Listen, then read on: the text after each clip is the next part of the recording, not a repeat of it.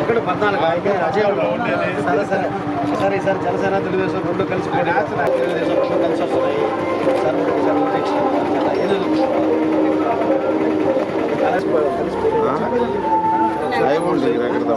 చూడమ్మా మర్చిపోమా అక్కడ సరే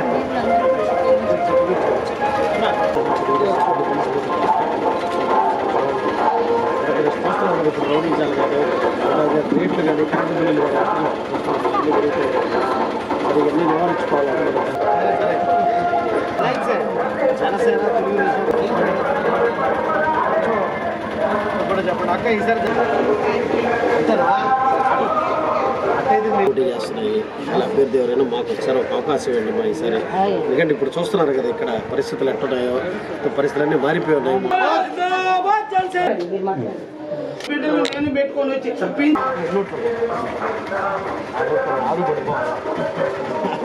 మీరే కాకుండా మీ బంధువులకి అందరికి చెప్పి కూడా గవర్నమెంట్.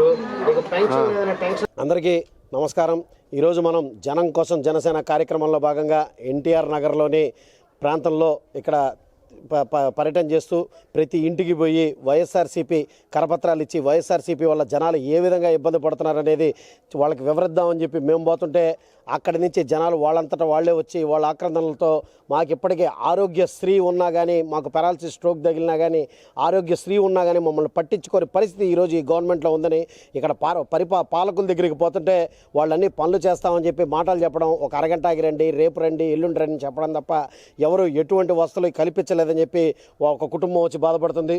ఇంకో కుటుంబాన్ని చూస్తే పెన్షన్ తీసేశారు, మమ్మల్ని అసలు పట్టించుకోవట్లేదు, వెళ్ళి మాట్లాడితే అదిగో ఇదిగో అని మాటలు చెప్తున్నారే తప్ప వేరేది లేదని చెప్పి మరో కుటుంబం చెప్తుంది.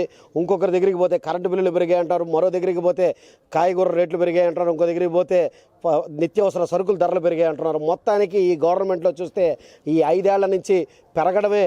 ఎందుకంటే అభివృద్ధిలో కాదు, ప్రజల్ని దోచుకు తినడంలో, నిత్యావసర వస్తువుల్లో, కరెంటు బిల్లుల్లో, రౌడీయిజాల్లో, దోపిడీల్లో, దౌర్జన్యాల్లో మాత్రమే ఈ ప్రభుత్వం అభివృద్ధి సాధించింది. ఇటువంటి ప్రభుత్వం మాకొద్దు అని చెప్పి కుయ్యో మొర్రో అంటూ ప్రజలు నిజంగా బాధపడడం చూస్తుంటే నిజంగా మనసు చలించి వేస్తుంది. ఇక్కడి నుంచి వీళ్ళందరికీ మేము ఒక హామీ ఇవ్వడం జరిగింది. జనసేన తెలుగుదేశం పార్టీ గవర్నమెంట్లో రాగానే నెల్లూరు నగరాన్ని ఎటువంటి ఇబ్బందులు లేకుండా రేట్లను నియంత్రించి, నిత్యావసర వస్తు ధరలను నియంత్రించి, అన్నీ నియంత్రించి ప్రజలకు అందరికీ కావాల్సినవన్నీ అందుబాటులోకి తీసుకొస్తామని చెప్పి వీళ్ళకి హామీ ఇచ్చి ముందరకెళ్ళడం జరుగుతుంది.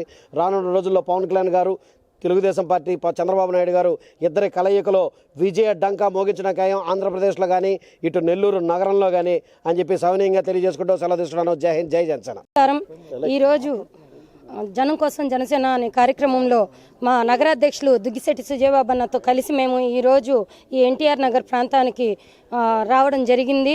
ఈరోజు మేము ప్రతి ఇంటికి వెళ్తే ఒకే మాట చెప్తున్నారు, మేము ఒక్కసారి అవకాశం ఇవ్వండి అన్నారు.